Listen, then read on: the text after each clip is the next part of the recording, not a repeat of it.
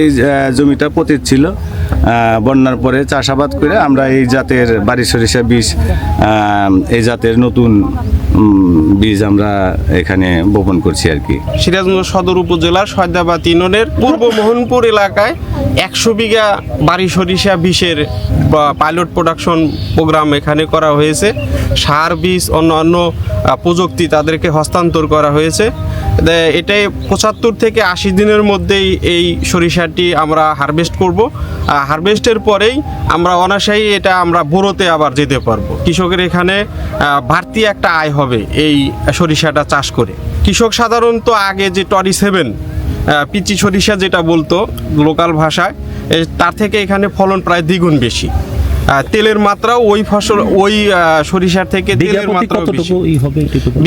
বিঘা প্রতি প্রায় 6 থেকে 7 মণ এটা ফলন আসবে। সরিষা আমরা এটা চান্স ক্রপ হিসাবে বলতে পারি, কারণ আমন ধান কাটার পরে যে সময়টা থাকে বড় ধান রোপণের, এই স্বল্পকালীন এই সময়টার মধ্যে স্বল্পকালীন সরিষার জাত আবাদ হয়ে থাকে। সাধারণত আমাদের এবছর প্রথম বাড়ি সরিষা বীজ যেটি আসলে মাঠে আপনারা দেখছেন, যেটি আমাদের এখানে আবাদ হচ্ছে, এটি বিরাজমান যে জাতগুলো রয়েছে বাড়ি সরিষা 14, বাড়ি সরিষা 15, বাড়ি সরিষা 17, পিনার সরিষা 9, এগুলো চাইতে আসলে ফলন অনেক বেশি এবং তেলের পরিমাণও অনেক বেশি। আমি যদি বাড়ি সরিষা 14 সঙ্গে তুলনা করি, তাহলে বাড়ি সরিষা 20-এর ফলন প্রায় 10 থেকে 15% আপনার ফলন বেশি। মাঠে বর্তমান অবস্থা দেখে কৃষক খুবই আগ্রহ প্রকাশ করেছে, কারণ বাড়ি সরিষা 20 যেটি নতুন জাত এবার এসেছে, এটিতে আসলে রোগ এবং পোকামাকড়ের আক্রমণ খুব একটা পরিলক্ষিত হচ্ছে না, বা নাই বললেই চলে। এটি কৃষক আগ্রহ সহকারে নিয়েছে এবং পাশাপাশি এটির জীবনকাল অন্যান্য জাতের চাইতে কম, যা আমরা স্বল্প জীবনকাল বলতে পারি, এবং ফলনও কিন্তু তুলনামূলকভাবে অন্য যে কোনো জাতের চাইতে বেশি। কৃষকদের উৎপাদনের সাথে সাথে উৎপাদকদের এবং মার্কেট লিঙ্কেজের যে একটা ব্যবস্থা, তার একটা পথ তৈরি করার জন্য আমরা চেষ্টা চালিয়ে যাচ্ছি এবং পার্টনার প্রকল্প থেকে সেই কার্যক্রম অব্যাহত রেখেছে। বর্তমানে গ্যাপের 2টা পিএফএস চলমান রয়েছে আমাদের এখানে। 25 জন উৎপাদক আর কি তারা উৎপাদন করবে, এবং পার্টনার প্রকল্পের আওতায় সরিষার আমাদের 3টা প্রদর্শনী রয়েছে, যা নিরাপদ এবং জৈব বালাইনাশক ব্যবহার করে আর কি প্রদর্শনী স্থাপন করা হয়েছে। আমরা তো কখনো শাকসবজির বাইরে অন্য কোনো ট্র্যাডিশনাল ক্রপে নিরাপদ বালাইনাশকের প্রযুক্তি ব্যবহার করিনি। পার্টনারই প্রথম এটা শুরু করেছে। আশা করি এটা মাঠ পর্যায়ে ব্যাপক প্রযুক্তি বিস্তার লাভ করবে। বাংলাদেশে সিরাজগঞ্জ জেলার পরিচিতি একক ফসল হিসাবে সরিষা। আমরা চাই এই জেলা সরিষার আবাদে আরও এগিয়ে যাক। তারই ধারাবাহিকতায় বাংলাদেশ কৃষি গবেষণা ইনস্টিটিউটের নতুন যে আবিষ্কৃত জাত বাড়ি সরিষা 20, সেই বাড়ি সরিষা 20-এর এইখানে 100 বিঘা জমিতে চাষ করা হয়েছে। আমরা প্রচলিতভাবে বাড়ি সরিষা 14, 15, 17 অধিক জনপ্রিয়। এই জাতগুলোর থেকে বাড়ি সরিষা 20 যেটি, সেটির ফলন অত্যন্ত বেশি। আমাদের যে প্রচলিত জাত আছে বাড়ি সরিষা 14, 15, 17, সেগুলো গড়ে 4 থেকে 5 মণ, সর্বোচ্চ 6 মণ ফলন।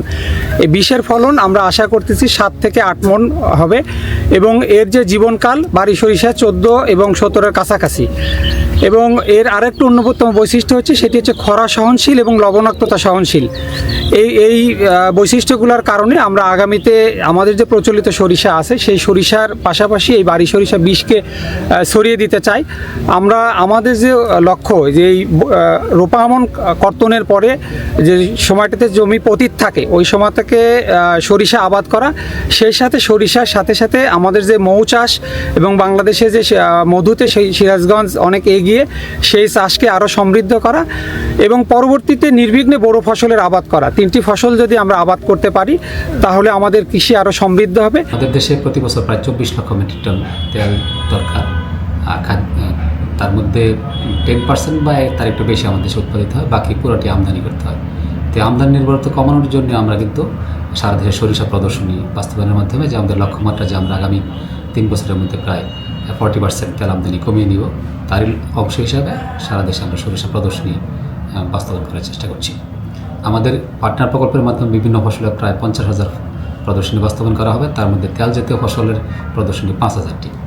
তার মধ্যে এই বছর আমরা সারা দেশে 567টি তেল জাতীয় ফসলের প্রদর্শনী বিতরণ করেছি, বাস্তবায়ন করা হচ্ছে।